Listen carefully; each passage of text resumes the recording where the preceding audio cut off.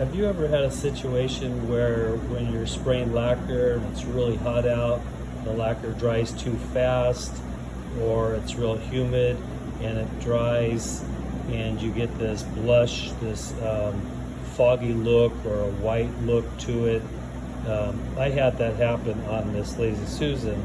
I sprayed it the other day, and what happened was the lacquer being real humid in the shop. I was running some swamp coolers. The lacquer dried too fast and created this foggy, milky look to it. And 3-4 days later, it was still there.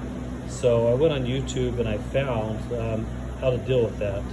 So I went to a local paint store, the Paint Bucket here in California, and they sell a Mohawk product called Retarder or Blush Remover. And I talked to the salesman. He didn't think that it would work, being that I had it sitting for 4 days, but I thought I would try it. So I put this product on it. It's an aerosol can.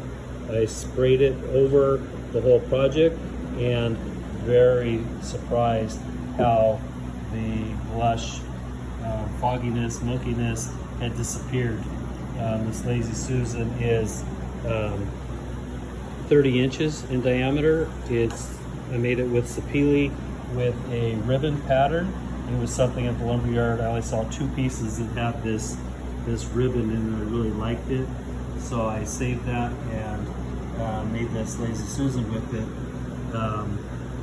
So very, very happy with this blush remover and what it did to this, being that I probably got 5-6 coats of lacquer on it at this point, and I was not wanting to have to sand it down and redo that. So I sprayed the brush on it with aerosol can, and it took that out, came out this morning, it was all gone, and it's very smooth. So very, very happy with that. Sorry for the reflection of the fluorescent lights, but